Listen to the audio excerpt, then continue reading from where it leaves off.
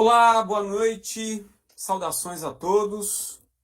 A gente está começando esse evento em relação à discussão do direito ambiental.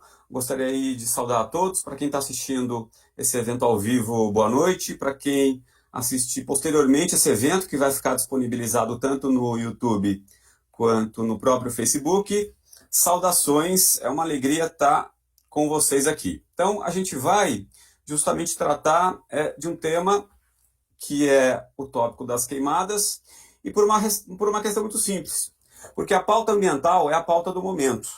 Ou seja, hoje não se fala em outra coisa, aliás, uma das coisas mais faladas na atualidade é justamente o meio ambiente. Então, justamente para compartilhar esses nossos estudos, essas nossas investigações em relação a questões ambientais, é que nós promovemos esse evento, CPJur, e eu, Rodrigo Bordalo, e foi convidado o meu querido amigo e promotor de justiça, o Pedro Abiessabi, que está aqui para compartilhar todos os seus conhecimentos conosco. Bom, antes da gente iniciar e apresentar o Pedro, eu queria aqui já dizer que a gente vai fazer o sorteio de livros, tanto o livro do professor Pedro e o meu livro também, que são justamente obras de direito ambiental. Vou até mostrar aqui para vocês exatamente as obras que nós iremos sortear. E as obras que serão sorteadas, olha só, imperdível, hein? Imperdível este evento. Aqui está a obra do professor Pedro, pela editora JH Mizuno. Depois eu queria que você falasse um pouco da sua obra, como é que você elaborou e qual é a peculiaridade. E aqui, ao lado, então faremos dois sorteios. Dois sorteios, é difícil ter um evento com dois sorteios de livros, também voltado aqui para o direito ambiental. Minha obra voltada para concursos públicos, para a OAB, mas também é uma obra que pode ser utilizada por quem está estudando o direito ambiental, tá bom? Então fica a alegria aqui de já poder compartilhar com vocês essas duas obras e efetivamente dizer que faremos dois sorteios, um daqui a 20 minutos e no finalzinho desse evento, da live, do evento, a gente vai fazer o sorteio do segundo livro. Maravilha? Professor, mas como é que eu participo desse sorteio? Você pode ir, nessa live existe aqui um QR Code, você faz justamente o link para a página do curso CPJur, que é justamente o curso que promove a pós-graduação de Gestão Jurídica Ambiental e Direito das Cidades, que é uma pós-graduação que o professor Pedro ele participa como professor, é uma pós-graduação que eu coordeno e também participo como professor. Então, nesse link, nesse QR Code, ou no link que tem na própria página que você está acompanhando agora, tem justamente a página do sorteio. Então, embaixo ali tem uma referência ao sorteio, você preenche rapidamente alguns dados para poder participar. Maravilha? Então é isso, pessoal. Vamos agora então falar do que interessa. Vamos falar aqui efetivamente do direito ambiental, de um dos temas que atualmente vem assolando o nosso dia a dia, que é justamente o tema das queimadas. E para isso está aqui presente meu querido amigo e professor, promotor de justiça, o Pedro Abiessabi. O professor Pedro, ele é bacharel pela USP. Aliás, Pedro, podemos falar aqui, né, que nós estudamos na Universidade de São Paulo, fomos na mesma turma, então foi uma alegria. Já conheço o Pedro há muitos anos e posso dizer que, sem sombra de dúvida, que ele já era muito inteligente, muito estudioso desde aquela época. É exatamente isso. E depois ele ingressou na carreira do Ministério Público, ele é promotor de justiça do estado de Rondônia e atualmente está no Conselho Nacional do Ministério Público.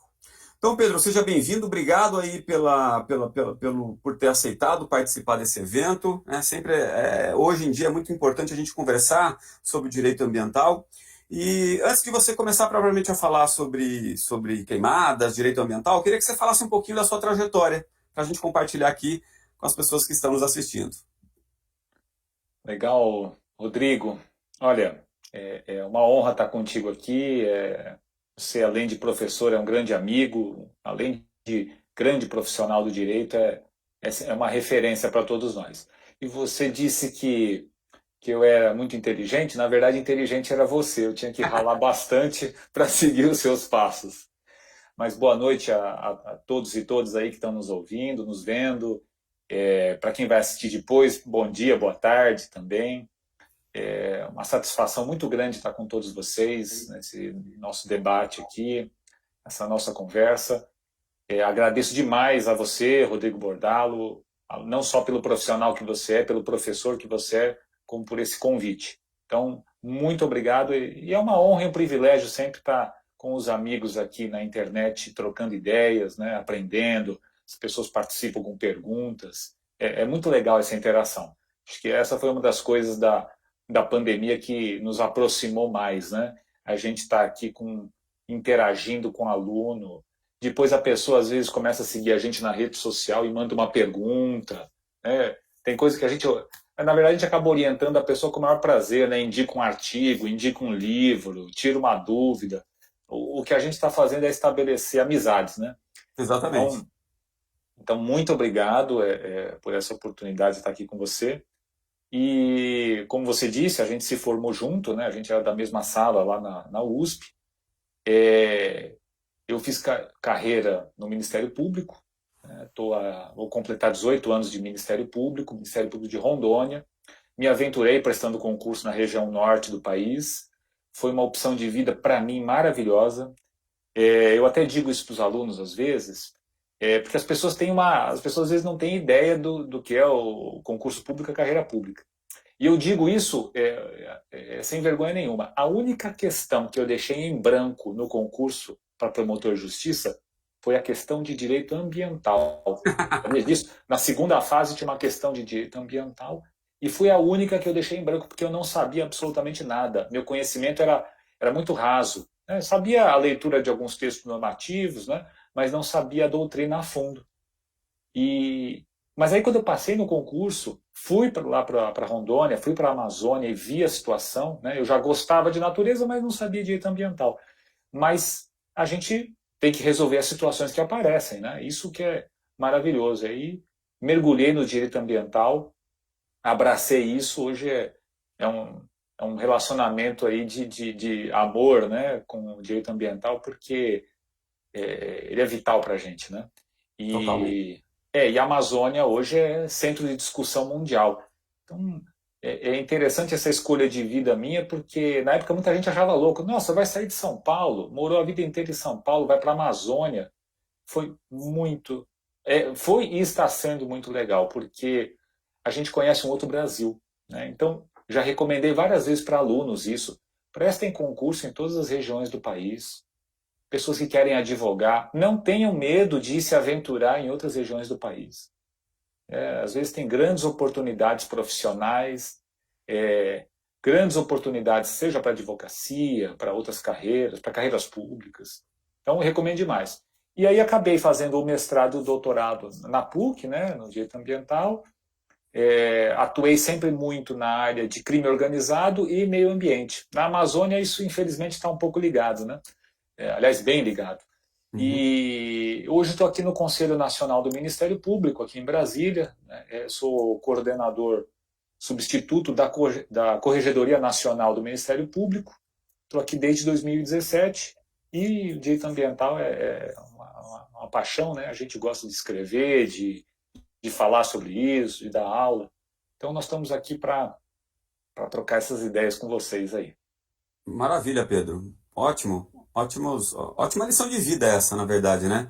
O Pedro, além de ser um ótimo jurista, um estudioso do direito ambiental, ele é, eu posso dar esse testemunho porque já conheço há vários anos, ele é uma pessoa do bem, uma pessoa correta, ética, e por isso que eu tenho a alegria de tê-lo como amigo. Mas vamos lá, vamos lá, Pedro. O pessoal quer ouvir direito ambiental e queimadas, vamos lá. Vou começar aqui rapidinho colocando uma imagem para a gente, só para a gente situar melhor o tema, né?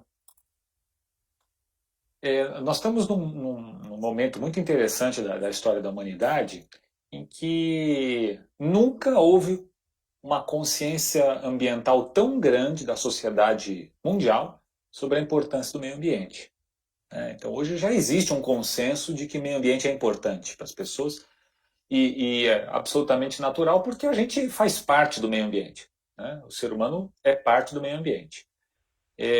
Então, existe uma discussão mundial sobre como melhor preservar o meio ambiente. Nós estamos com muita contaminação, lixo, aquecimento global, né? E, ao mesmo tempo em que existe esse aumento de conscientização, ele gera uma perplexidade quando a gente vê situações como as situações que estão acontecendo aqui no país, né? Como a situação das queimadas. Nós temos um momento de grande devastação ambiental. Isso aí é meio que um fato incontestável, né? Coloquei aqui uma manchete do jornal Estado de São Paulo, que é de ontem ou de anteontem. Pantanal tem o maior número de incêndios em 2 décadas. E aí a gente vê uma imagem, vou até colocar aqui a imagem, quem está vendo aqui, né? A imagem é assustadora, porque ela mostra o país inteiro com queimada. Esse vermelho aqui é queimada, né? E embora o sistema do Brasil não seja perfeito, né? O sistema de monitoramento de queimadas não seja perfeito, hoje o Brasil tem um dos melhores sistemas de monitoramento de focos de calor do mundo. Isso é reconhecido pela comunidade internacional. O Brasil sempre foi muito cobrado pelo desmatamento da Amazônia e ele implantou um sistema que é um dos melhores do mundo em monitoramento de fogo. Ele tem um monitoramento em tempo real, né?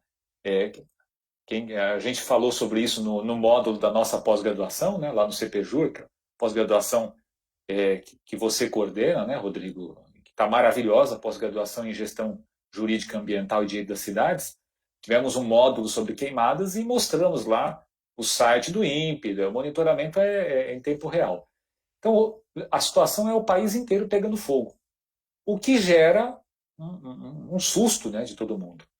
E aí nós temos um fator muito interessante que o profissional do direito não pode desprezar, porque hoje mudança climática é tema de primeira ordem, tanto no direito como na área econômica, né? As pessoas já estão ganhando dinheiro com práticas ambientalmente sustentáveis.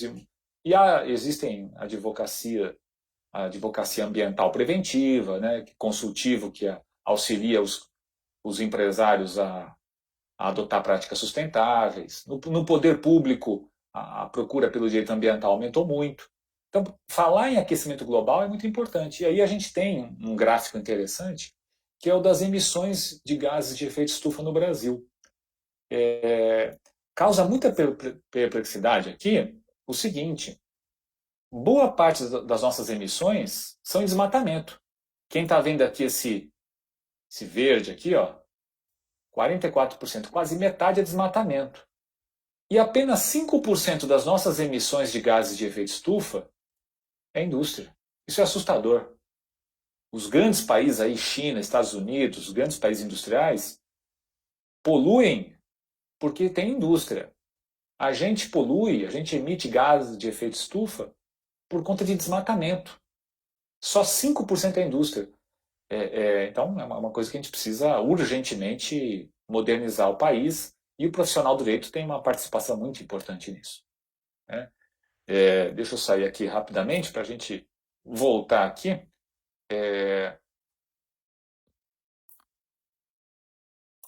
O que a gente percebe desse quadro?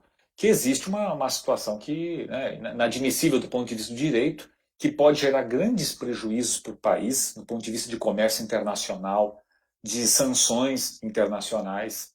E tudo isso vai refletir o quê? Vai refletir na atividade econômica. E tudo gira em torno de atividade econômica. Os órgãos públicos fiscalizam a atividade econômica. A advocacia existe para assessorar a atividade econômica. Então, nós precisamos ter uma reação diferente diante do que está acontecendo. Maravilha. Pedro, esses dados são realmente impressionantes, né?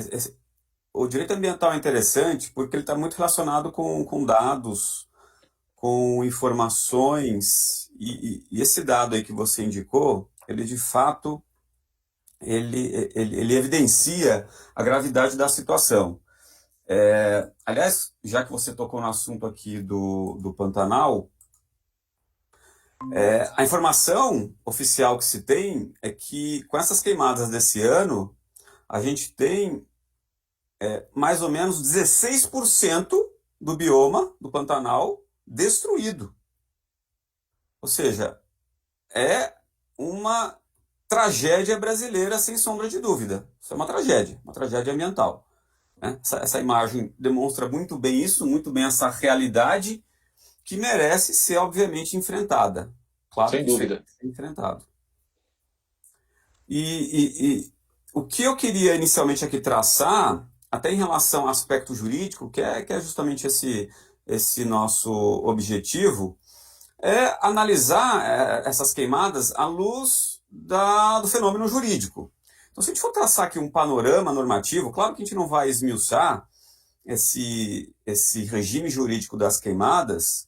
Eu vou traçar aqui algumas legislações, que inclusive foram tratadas pelo professor Pedro na pós-graduação do CPJUR, que é voltada para direito ambiental e para direito urbanístico. Aliás, as aulas dele estão excelentes em relação às queimadas. O professor Pedro também deu aula sobre unidades de conservação. São uma amostra de que efetivamente ele é um conhecedor profundo do direito ambiental. Então, olha lá, panorama normativo das queimadas. Principal aí, a nossa referência normativa principal é o Código Florestal. Código Florestal. E aqui é interessante dizer que os códigos florestais anteriores já disciplinavam o regime do uso do fogo, dos incêndios, das queimadas, e houve a manutenção da previsão desse regime, claro, né, pela importância disso, no Código Florestal atual. Nós temos esse decreto de 98, que ele, na verdade, ele regulamentava o Código Florestal anterior de 1965. Ele ainda subsiste na medida em que ele se adapta ao regime do Código Florestal atual. Então, ele é de 98, justamente por conta disso, porque ele regulamentava a legislação Código Florestal anterior, mas ele ainda subsiste. E nós temos, até por conta dessa realidade nossa trágica, um decreto atual de 15 de julho de 2020 que suspendeu justamente as hipóteses autorizativas de uso do fogo contempladas no decreto de 98. Então, aqui, como panorama, seriam essas as informações iniciais, tá bom? Bom, Pedro, fica à vontade aí para abordar o tema das queimadas como você achar melhor. Foi muito legal você fazer esse panorama, Rodrigo. Existe um arcabouço normativo que disciplina isso e já de longa data. O que o Código Florestal de 2012, né, a Lei 12.651, fez foi alargar um pouquinho as hipóteses de uso do fogo. Mas ele nunca alargou, nunca permitiu o fogo da forma como nós estamos vendo hoje. E a gente citou o exemplo do Pantanal, mas a Amazônia também está numa situação terrível. Né? E se você somar a Amazônia com o Pantanal, é 2/3 do país quase. Então, onde nós vamos encontrar a regulamentação disso? Né? Você mencionou o Código Florestal. Artigo 38 do Código Florestal, ele vai permitir o fogo, ele vai colocar como regra a proibição, ou seja, em regra o fogo é proibido. Exceto, ele vai colocar hipóteses bem delimitadas, né? Que são emprego em técnicas agropastoris, né? Cujas peculiaridades da região autorizem, desde que com prévia aprovação do órgão ambiental competente do CISNAMA, do Sistema Nacional de Meio Ambiente. Qual vai ser esse órgão dentro do CISNAMA? Órgão estadual. Tá? Isso é muito importante. Então, o Código Florestal reconhece que o fogo é empregado no Brasil há muitos séculos, já era empregado pelos indígenas antes da chegada dos portugueses. Os portugueses se apropriaram dessa técnica, que é a técnica da coivara, e a agricultura brasileira vem usando isso. Deve-se dizer, claro, que é uma agricultura mais rudimentar, que a agricultura mais moderna, ela não vai usar fogo. E basta ver que as regiões mais adiantadas do Brasil, assim como regiões de países mais adiantados, não usa fogo. Né? O fogo é uma prática tecnologicamente mais atrasada. Então, em alguns lugares do Brasil, ainda pode se justificar o uso do fogo, especialmente comunidades mais isoladas, né, sem recursos tecnológicos, mas a grande lavoura não vai usar fogo. Tá? A segunda hipótese é a queima controlada em unidades de conservação. Tá? Eu vou dar um exemplo disso, porque o Código Florestal fala claramente que, nesse caso, deve visar o manejo conservacionista da vegetação nativa. O que é queima controlada? É a queima realizada segundo procedimentos técnicos, acompanhada por profissionais habilitados. E essa queima controlada, ela é de pequenas dimensões e visa evitar um fogo maior. Tá?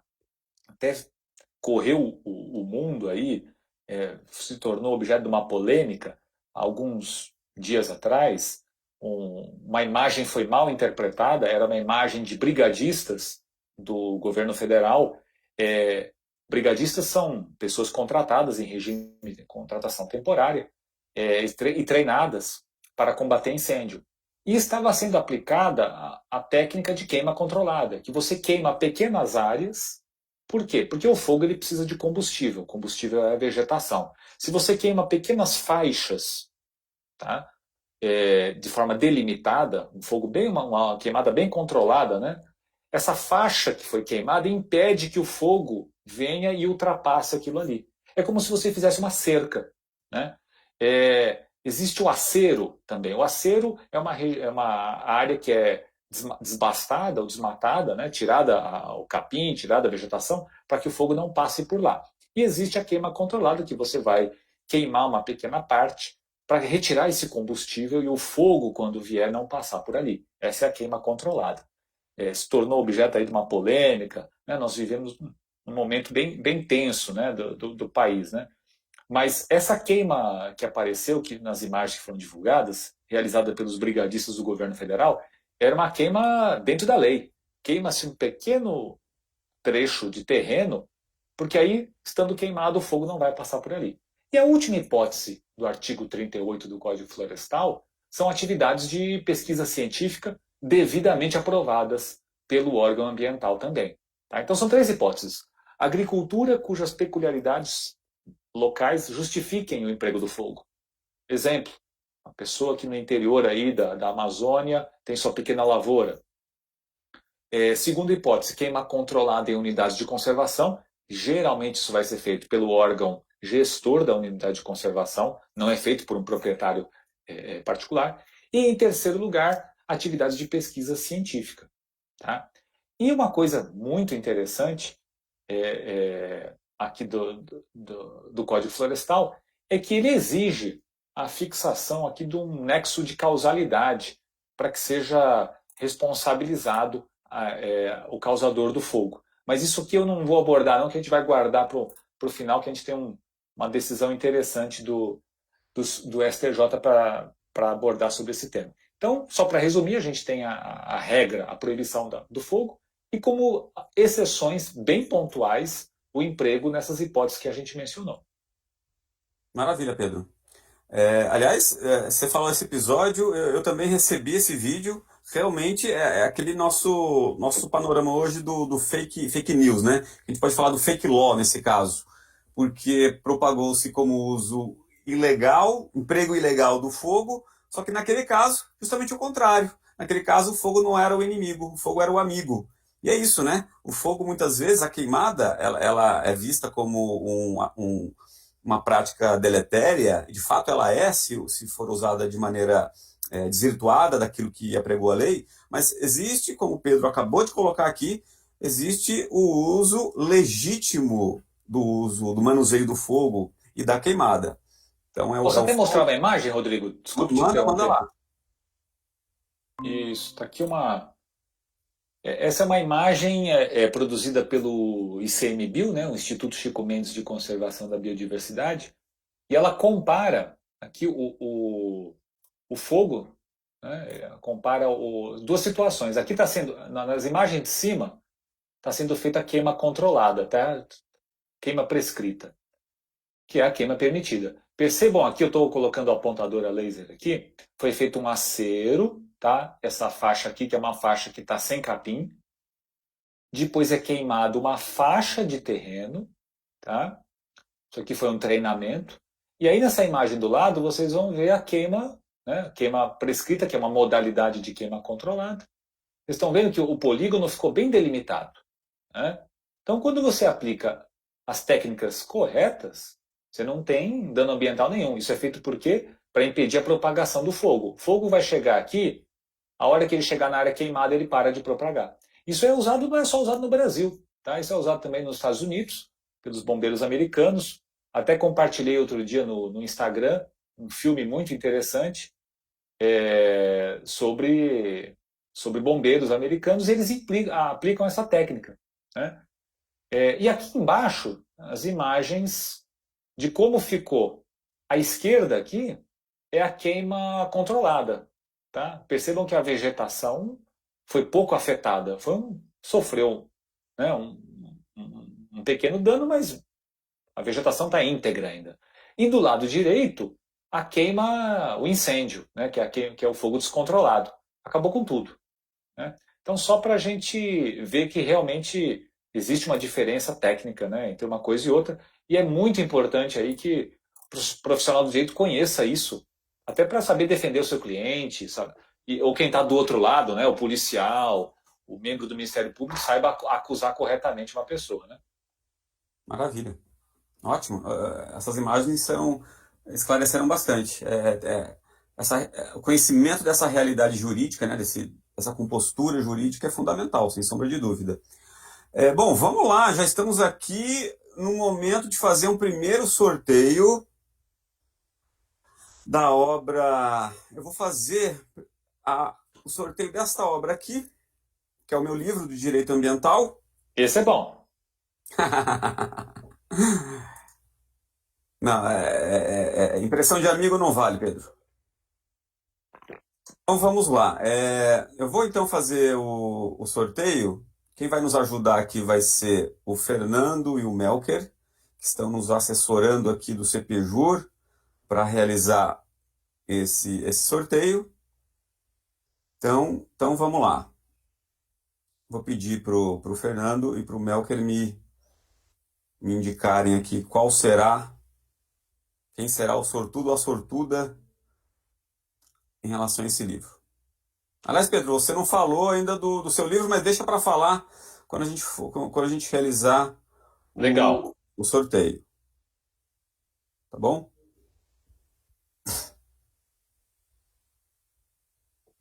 Temos algum nome aí?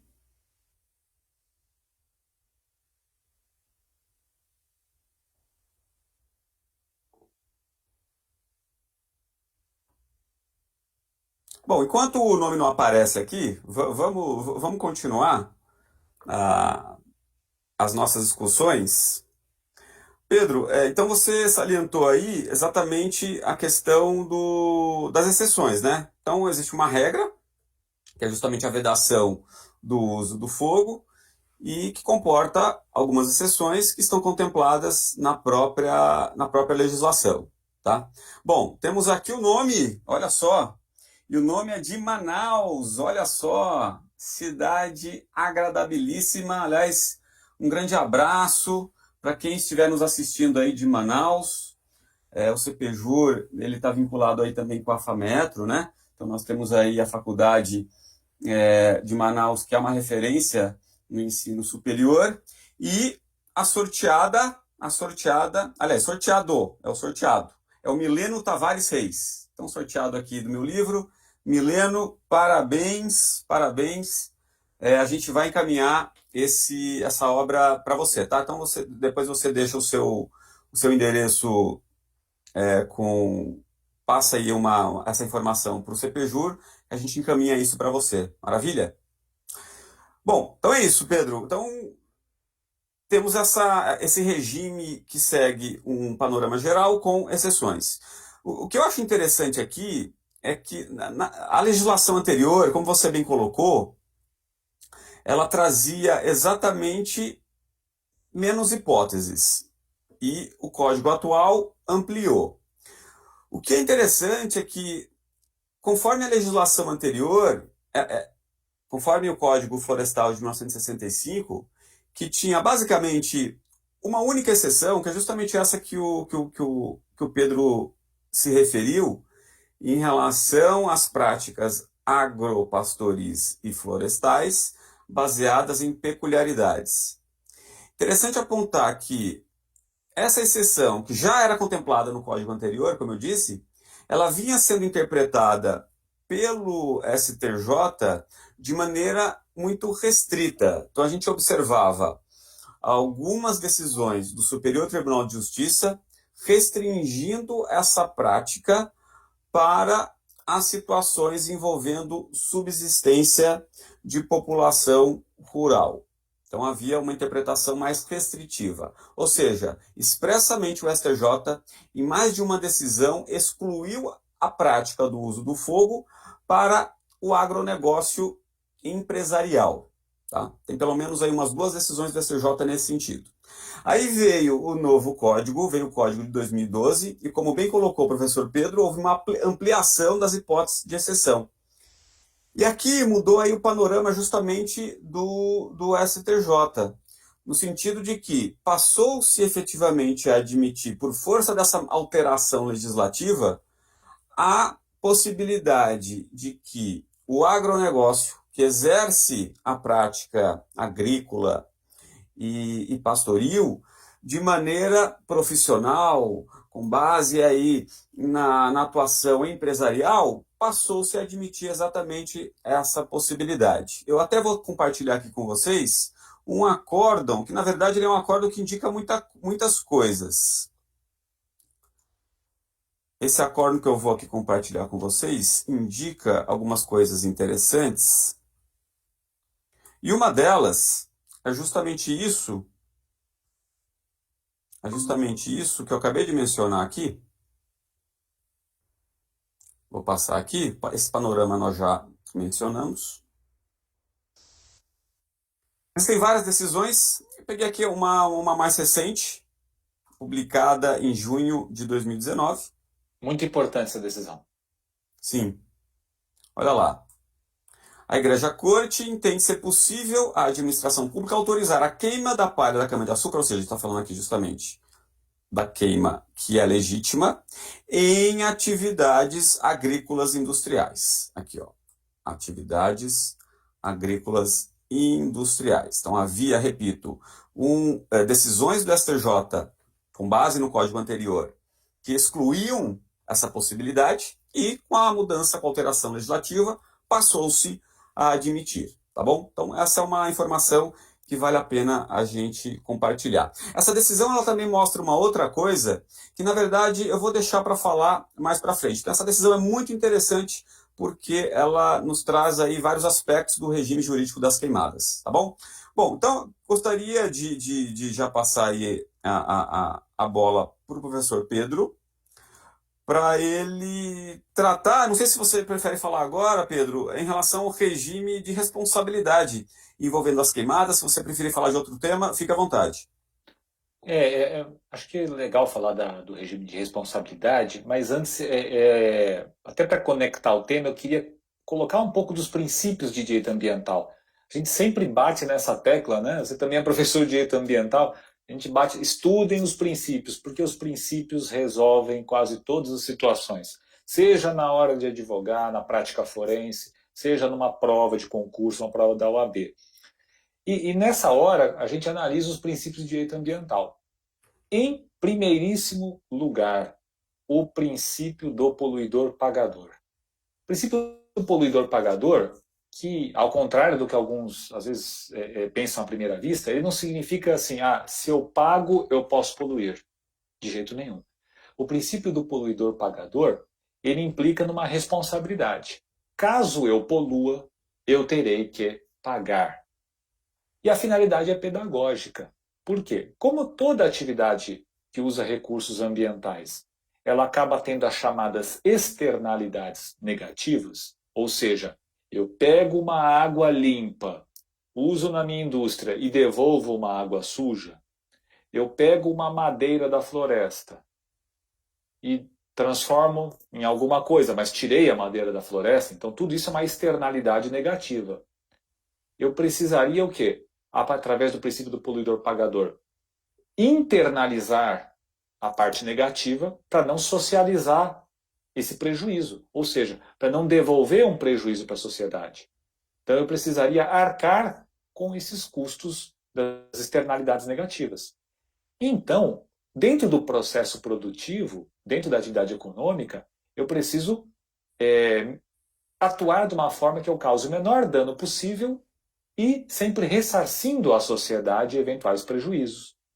Isso está, em primeiro lugar, no próprio artigo 170 da Constituição, que prevê que a atividade econômica deve observar como um dos princípios a defesa do meio ambiente, né? O artigo 170, inciso 6.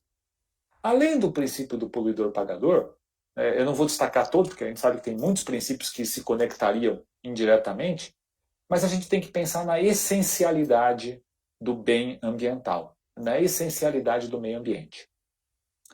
Aqui a gente está falando exatamente do artigo 225 da Constituição, que prevê que o meio ambiente sadio é essencial, o meio ambiente é essencial à sadia qualidade de vida. A Constituição de 88 trouxe um rol imenso de direitos, mas só um ela rotulou como essencial. Só existe um direito na Constituição que é qualificado como essencial, é o direito ao meio ambiente. E como a Constituição coloca que uma das bases da nossa República é a dignidade da pessoa humana, nós sabemos que não é possível vida digna, dignidade da pessoa humana, num meio ambiente poluído. Então, são dois princípios que a gente tem que analisar muito, porque um envolve a sociedade diretamente, que é a essencialidade, né, natureza difusa do meio ambiente, do bem ambiental. A outra é a questão da atividade econômica, observar o princípio do poluidor-pagador. Com base nesses dois princípios, a gente percebe o quê? Que toda a atividade econômica vai ter que atuar de uma forma preventiva para evitar o dano ambiental. Maior finalidade do direito ambiental é a prevenção, porque a gente sabe que a reparação é muito difícil. Né? O meio ambiente é caríssimo para reparar, para ser reconstituído, às vezes até impossível. Né? Como é que uma floresta que levou séculos, milênios para se formar, vai ser reflorestada em 20 ou 30 anos? A gente sabe que é muito complicado. Pensando nisso, o Código Florestal previu um sistema de responsabilidade para as condutas, né, de fogo, né, para as queimadas. Eu vou colocar aqui um julgado que eu considero muito importante. Por quê? Porque ele, com base nessa análise desse julgado, a gente vai traçar uma série de situações práticas que envolvem o nosso dia a dia. Envolvem o dia a dia do servidor público, do advogado, do profissional da área privada. Vocês estão vendo aí, né? O Código Florestal previu que é necessário o estabelecimento de um nexo causal na verificação das responsabilidades por infração pelo uso irregular do fogo em terras públicas ou particulares, né? O artigo 38, parágrafo 4º do Código Florestal. Agora, o que abrange? Né? O que abrange esse parágrafo 4º? Como nós devemos interpretar esse parágrafo 4º? Por quê? Porque nós temos 3 responsabilidades no direito ambiental. Nós temos a responsabilidade ambiental na esfera penal, na esfera administrativa e na esfera civil. Como nós sabemos, o direito penal e o direito administrativo fazem parte do chamado direito sancionador, ou direito sancionatório. O que é o direito sancionador? É o direito por meio do qual o Estado vai aplicar uma punição em face do particular. O direito sancionador é composto do direito administrativo e do direito penal. Tanto no direito administrativo como no direito penal, o Estado vai aplicar uma punição em face do particular. Vai usar seu poder de império para aplicar uma punição. Pode ser uma punição de natureza administrativa, pode ser uma punição de natureza penal. Mas o direito civil segue outra lógica, né? O direito civil, a responsabilidade civil, segue uma lógica totalmente diferente. Faz parte do direito privado, não é o direito sancionador. E tendo em vista essa distinção, que é muito importante na prática, e é objeto às vezes de confusão, porque muita gente coloca a responsabilidade administrativa dentro da esfera civil, simplesmente por não ser criminal, né? E o direito administrativo está muito mais próximo, nesse caso da responsabilidade, do penal do que do civil. Para a responsabilidade civil e penal, nós vamos aplicar esse parágrafo 4º aqui. Então, para a responsabilidade civil e penal, administrativa e penal, nós vamos ter que aplicar o parágrafo 4º. É necessário que se demonstre o nexo causal da conduta. Para a responsabilidade civil, nós vamos ter uma outra lógica, porque nós vamos ter a responsabilidade propter rem. O que é a responsabilidade propter rem? É em razão da coisa. E a jurisprudência hoje pacífica do STJ, pacífica, nós estamos falando aqui da súmula 623 do STJ, vai dizer que o quê? Que a responsabilidade pela recomposição do ambiente lesado na propriedade, ela incide sobre os atuais ou pretéritos proprietários, independentemente de terem sido os causadores do dano ambiental. Então, esse julgado que a gente coloca aqui, ele apenas confirma o que já está na súmula, mas é sempre bom a gente pegar julgado recente, né? Na aula da nossa pós aqui, a gente só coloca julgado recente porque o profissional do direito tem que estar super atualizado, né? Sim. A responsabilidade pela recomposição ambiental é objetiva e propter rem, atingindo o proprietário do bem, independentemente de ter sido ele o causador do dano. Agora vamos fazer o link com a queimada. Vamos supor que eu tenho uma fazenda e um terceiro tocou fogo e esse fogo se alastrou pela minha fazenda. Eu posso ser punido criminalmente? Não.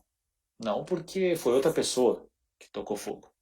Eu posso ser punido administrativamente? O órgão ambiental pode lavrar um auto de infração? Só se ele demonstrar nexo causal. Mas foi um terceiro que tocou fogo nesse caso? Não posso ser punido administrativamente, não posso sofrer um auto de infração. Mas eu posso responder uma ação civil pública no caso, ou uma ação popular, que também é possível ação popular ambiental. Eu posso sofrer uma ação civil pública ou uma ação popular pedindo que eu recomponha o ambiente lesado no meu imóvel? Posso. Posso pelo simples fato de eu ser proprietário ou possuidor da coisa. Então essa é uma confusão que geralmente é feita, né? E a gente não pode cair nesse equívoco. Como a responsabilidade é propter rem, a todo momento a gente vai poder estar sendo responsabilizado e que seja pedida a recomposição do ambiente. Porque o dever de recompor o ambiente, ele independe de eu ter sido o causador do dano. Então essa é uma distinção assim que é muito tormentosa na prática, você sabe disso, você atua e, além de lecionar, você atua na área. É uma questão muito relevante aí para a gente trazer, né? Pedro, você tocou num ponto fundamental aqui do direito ambiental, né? Aliás, é um tema que eu considero um dos mais relevantes. Tanto na prática, como você colocou aí exemplos, como em provas e concursos, né? É um dos temas fundamentais que é justamente o tema da responsabilidade civil ambiental. E você apontou exatamente a tendência que a gente observa, inclusive na jurisprudência, principalmente na jurisprudência, na verdade, de que é um regramento pesado, no sentido de que os regramentos eles são muito favoráveis para a efetiva recomposição ecológica. Você citou aqui responsabilização, a obrigação tem natureza propter rem, obrigação real. Ela se baseia, no acórdão que você reproduziu, na teoria objetiva. E mais do que isso, né? É a teoria do risco integral. Veja que a jurisprudência da STJ está consolidada em relação à aplicação não da teoria do risco criado, que admite excludente de responsabilidade, e sim a teoria do risco integral, que não admite essa excludente, que inclusive poderia ser utilizada como fundamento aqui para responsabilização referente às queimadas. E a gente ainda tem, como um terceiro elemento para demonstrar esse regime pesado, vamos chamar assim, da responsabilidade civil ambiental, que é a imprescritibilidade. O dano ecológico, a pretensão de reparação do dano ecológico, ela simplesmente não prescreve. Então, veja, teoria do risco integral, imprescritibilidade e obrigação propter rem. Não existe nada semelhante no nosso ordenamento jurídico em relação a isso, quando a gente fala em responsabilidade. Muito bem observado. Então, isso que você colocou é perfeito. É um tema relevantíssimo e vem a calhar aqui para aquilo que a gente está discutindo. Maravilhoso. Aliás, já que você tocou no assunto, Pedro, você falou que se faz muita confusão, né, nesse regime de responsabilidade ambiental. De fato, se faz muita confusão. E veja só que curioso, o próprio STJ já fez muita confusão em relação a isso. A gente pega algumas decisões de 8, 9, 10 anos atrás, apontando que a responsabilidade administrativa ambiental estaria baseada na teoria objetiva, confundindo responsabilidade civil com responsabilidade administrativa. E como você bem colocou aqui, não tem nada a ver. Aqui a ideia é culpabilidade, responsabilidade administrativa, e esse é o entendimento atual do STJ. Então, o STJ ele acertou por uma em relação ao regime de responsabilização ambiental. Hoje está consolidado, tem várias decisões do Superior Tribunal de Justiça apontando que é uma responsabilidade subjetiva, baseada aí na culpabilidade. Tá? Então veja que o próprio STJ fez aí uma certa confusão nesse regime, né? E o interessante sim, é bom a gente trazer casos, né, da nossa vida prática. Peguei já inúmeros casos, inúmeros. Porque hoje existe um acompanhamento por satélite muito bom. O órgão ambiental vê no satélite, olha lá o desmatamento. Vai lá na propriedade, pega o proprietário e lavra um auto de infração. Desmatou. Isso estava correto naquela jurisprudência do STJ que você bem mencionou, de 8 anos atrás. Mas já mudou.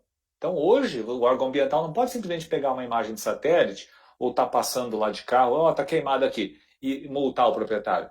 Precisa se provar o nexo de causalidade, além da questão da responsabilidade subjetiva. E quantas vezes a gente não vê pessoas que precisam ser bem defendidas, às vezes não estão sendo bem defendidas, por quê? Porque o profissional que está assessorando aquela pessoa não sabe que a jurisprudência mudou. Né? A gente fez questão de dizer isso bem no nosso módulo aqui da pós-graduação. É um tema que precisa estar sempre atualizado. E são muitos processos. E depois o auto de infração, ele gera um processo criminal, porque o IBAMA, o órgão ambiental estadual, vai mandar a cópia desse auto de infração para a autoridade policial. E vai gerar um processo criminal. E a pessoa chega lá e às vezes acaba sendo condenada ou fazendo uma transação, porque é um crime que comporta transação penal, né? O crime do artigo 50 da Lei de Crimes Ambientais, a Lei 9.605, acaba fazendo uma transação sem a prova do elemento subjetivo, né, da culpa ou dolo, ou do nexo de causalidade. Então, veja como isso vai, né? É fundamental que a gente tenha um profissional do direito bem atualizado para não incorrer nesse erro, né? Isso eu observo, Pedro, você colocou bem, exatamente isso. Por que se especializar em direito ambiental? Bom, primeiro que é uma área promissora.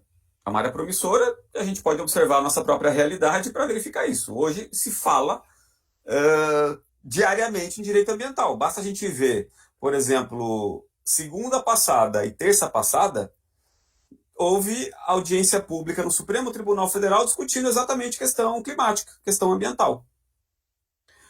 A fala do presidente na Assembleia Geral das Nações Unidas envolveu, um terço da fala dele envolveu questão ambiental.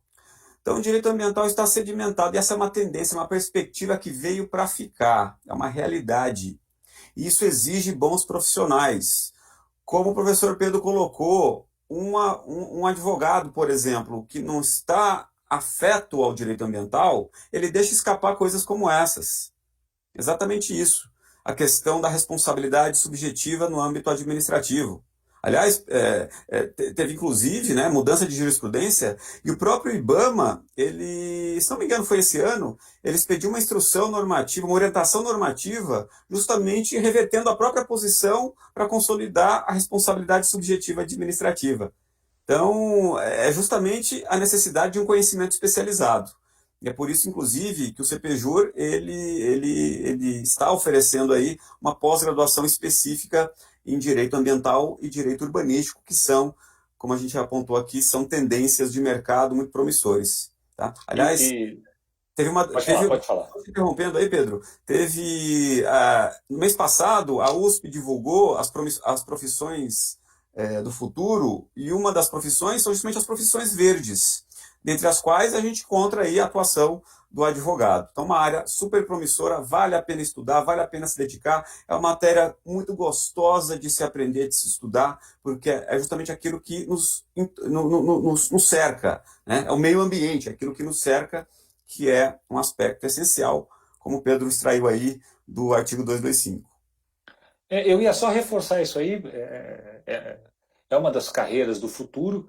E hoje o profissional do direito ambiental, ele atua em vários campos. Ele atua no preventivo, ele atua no contencioso, ele se associa a outros profissionais como engenheiro florestal, biólogo, engenheiro ambiental, monta-se uma consultoria ambiental que tem tudo, né? Que tem todas as profissões, porque o direito ambiental é um dos ramos mais multidisciplinares, né, do direito. E vários setores econômicos precisam desses profissionais. Existe uma carência, né, de qualificação técnica desses profissionais. E o que a gente observa é um campo imenso, inclusive na carreira pública, tanto na área privada como na área pública. Exatamente. Então, o conhecimento, o estudo é fundamental. Aliás, você colocou uma postagem, se não me engano, foi hoje, né, Pedro, no Instagram, falando exatamente isso. Não tem segredo, é o estudo. Você quer Não tem solução mágica, é o estudo. solução mágica. É. Bom, falando em estudo, eu queria voltar aqui para aquele acórdão que a gente trouxe aqui para compartilhar com todos. Eu vou colocar aqui de novo a decisão, aquela decisão, aquele julgado do STJ, que nos indica várias coisas relevantes. Uma delas nós já vimos, que é justamente a possibilidade da queimada em relação às atividades agrícolas e industriais. Uma outra coisa aqui que eu queria tratar com vocês é o seguinte, e é aquele negócio, né? Aquele que não está acostumado ao mundo do direito ambiental, isso passa batido e muitas vezes simplesmente deixa de ser utilizado como matéria de defesa, né, Pedro? É aquilo que você falou. O cliente não fica bem defendido. Olha só, essa decisão faz expressa referência a essa possibilidade de queimada se for precedida de estudo prévio de impacto ambiental, que é um dos instrumentos da Política Nacional do Meio Ambiente. Aliás, esse instrumento é muito importante, tão importante que a própria Constituição fez questão de fazer referência ao EIA, ao famoso EIA, né? Essa abreviação aqui, Estudo Prévio de Impacto Ambiental. Então, o STJ colocou exatamente nesse sentido. Para que haja a queima legítima, deve ser antecedida essa prática de licenciamento e também de um estudo prévio de impacto ambiental. A questão que se coloca é que será que qualquer tipo de queimada legítima ela depende do estudo prévio de impacto ambiental? Aí alguém vai falar, mas professor, foi o STJ que disse nesse julgado que você acabou de apresentar que está aqui na tela. Mas na verdade não é bem assim. Essa decisão ela pode ser objeto de crítica. Então ela tem que, e é por isso que a gente estuda, e é por isso que serve pós-graduação, para a gente desenvolver espírito crítico, nós temos exatamente a possibilidade de criticar esse julgado em relação a esse aspecto. Qual seria o aspecto que a gente poderia criticar? Ora, o pressuposto para que seja exigido o estudo prévio de impacto ambiental, e isso quem está preconizando é a própria Constituição Federal, é haver não qualquer degradação ambiental, e sim uma significativa degradação ambiental. Então, olha só, não é qualquer degradação ambiental que legitima a exigência de EIA. São apenas as degradações significativas, as degradações de monta, que extrapolam uma degradação que a gente consideraria como normal. Ora, nem toda queima ela pode ser considerada significativa nesse sentido. Portanto, a gente pode aqui efetivamente concluir que é passível de crítica essa decisão, porque nem toda situação envolvendo queima legítima, ela é passível de ser exigido o estudo prévio de impacto ambiental. Tá? Existem alguns textos que fazem referência a isso e de fato, é uma peculiaridade dessa decisão judicial. Então é isso, espírito crítico, conhecimento da legislação e exatamente é isso que a gente faz quando estuda e a pós-graduação do CPJUR está voltada justamente nesse sentido. Rodrigo, só para... Não, esse exemplo que você deu é sensacional. O julgado precisa sofrer uma interpretação conforme a Constituição. Né? Exatamente.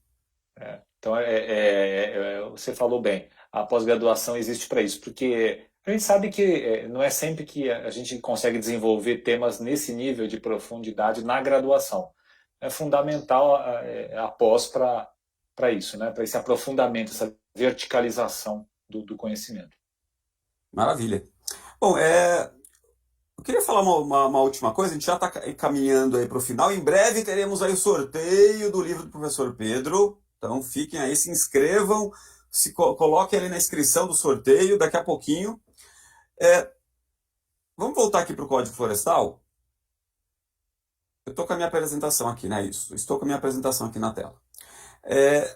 O artigo 40, que ainda está regrando o uso do fogo, ele estabelece a necessidade que o governo federal estabeleça, olha lá, ó, uma política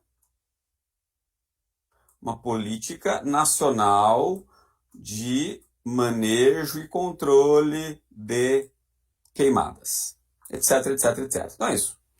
Uma política nacional. E isso no âmbito do direito ambiental é muito comum haver várias legislações que são chamadas de políticas nacionais. Isso aí por conta da própria compostura da competência legislativa ambiental. A pergunta que se faz é, essa política nacional do manejo do uso do fogo existe? E aqui a resposta, não, ainda não existe. Mas existe, isso é bom compartilhar com todos. Aliás, o professor Pedro ele fez essa consideração nas suas aulas sobre o regime das queimadas na pós-graduação. Exatamente, existe um projeto de lei que já está há 2 anos no parlamento. Esse projeto de lei ele é de iniciativa do Executivo, foi o Executivo por meio de um grupo de trabalho que elaborou, que versa exatamente sobre essa política nacional. É uma legislação relativamente extensa. Ela tem vários dispositivos, ela faz jus ao nome. Então, de fato, ela é uma política nacional que trata da situação do uso de fogo de maneira pormenorizada. Aí fica a pergunta, por que o nosso parlamento não editou, não deliberou para editar essa lei? Então fica aí uma referência a um projeto de lei que já existe. Quem quiser consultar, obviamente, tem lá na página da Câmara dos Deputados. Vale a pena, inclusive, a leitura. É um projeto de lei que, no meu modo de ver, não sei se o Pedro concorda comigo, é um projeto de lei que ele tem a sua robustez, ou seja, ele é um bom projeto de lei. Pelo menos muito bom, concordo totalmente. No geral, ele é bom. Muito bom. Se não me engano, já está aprovado na Câmara e está pendente no Senado. Uma das casas eu acho que já aprovou. Acho que a Câmara já aprovou e está pendente no Senado. E ele foi feito com base em conhecimento técnico, vai autorizar de forma mais ampla a queima controlada, né? Porque o que aconteceu no Brasil, para resumir toda a história, né? Primeiro se tentou banir o fogo, depois você percebeu que o fogo é um elemento cultural e pode ser usado dentro da lei. Então é a questão do equilíbrio. Não adianta você tentar por uma lei, como o Código Florestal de 65 fez, tentar banir o fogo. E agora a gente está tentando usar o fogo com parcimônia. E o projeto de lei vai bem nesse sentido. Acho que é muito bom o projeto de lei. Maravilha. Bom, pessoal, vamos agora realizar o sorteio do livro do professor Pedro. Eu queria, Pedro, que você falasse um pouquinho do seu livro. O nosso resumo, né? Eu digo nosso, escrevi junto com o colega Rafael Kurkowski, né? Excelente promotor de justiça e professor também. Nosso resumo está bem atualizado, ele foi lançado recentemente, agora em 2020, né? Uma obra voltada bem para concurso público, prova de OAB, mas o que a gente tem percebido é que, diante da necessidade de um conhecimento bem objetivo, o profissional do direito, em geral, acaba usando. O advogado, o delegado de polícia, juiz, promotor, procurador, as pessoas estão buscando obras mais focadas, né, mais assertivas, mais objetivas e mais atualizadas, né? Que é o caso do teu livro também, que é muito bom. Então, a nosso objetivo foi fazer um resumo bem direto, né? E bem atualizado. E o índice está bem completo também, tem vários temas aí, os principais temas, né, de concurso público de OAB. Não, seu livro está excelente. Eu já tive a oportunidade de ler teu livro, tá? E está de fato muito bom mesmo. Tá muito bom mesmo. E é isso, a gente precisa de leituras que nos acrescentem esse tipo de conhecimento.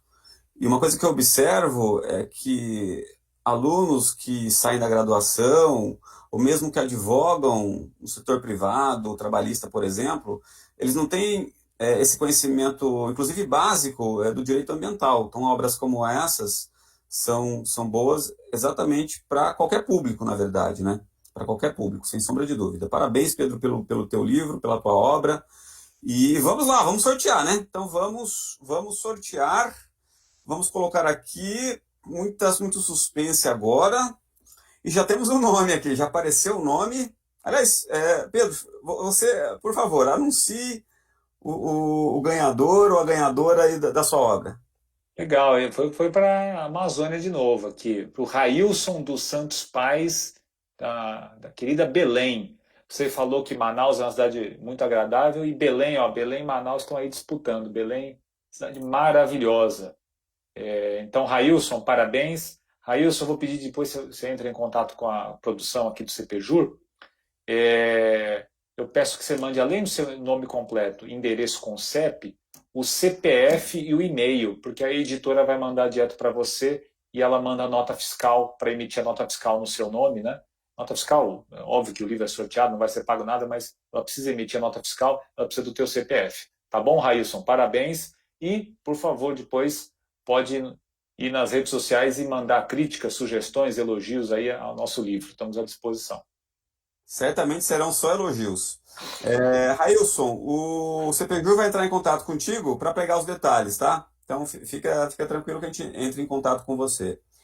Bom, então caminhando aí já para o final desse instigante tema, a gente poderia ficar mais tempo aqui falando sobre regime jurídico das queimadas. É um tema muito vasto, muito vasto. Mas pela limitação de tempo, a gente já caminha para a finalização desse evento. Pedro, queria que você fizesse aí algumas considerações finais, fica à vontade. Bom, agradecer a você, Rodrigo, pela oportunidade, dizer que é sempre uma felicidade estar contigo aí, que é uma pessoa que, além de excelente profissional, é uma alma do bem, né? Isso é muito importante hoje, né? A gente está vendo as pessoas éticas, corretas aí, ocupando espaço. Eu fico muito feliz de ver isso. É uma honra ser teu amigo e estar junto nesse projeto. E, no mais, agradecer a todos que estão nos assistindo aqui. E, por favor, me coloco à total disposição de vocês no Facebook, no Instagram, dúvidas, sugestões, uma indicação de um artigo, de um tema. Estou precisando de uma ajuda. É um prazer atender os alunos, os colegas. Tá? Então, por favor, estamos à inteira disposição de vocês e desejo a todos muito sucesso. E o direito ambiental hoje precisa de bons profissionais como vocês. Sucesso a todos, um abraço.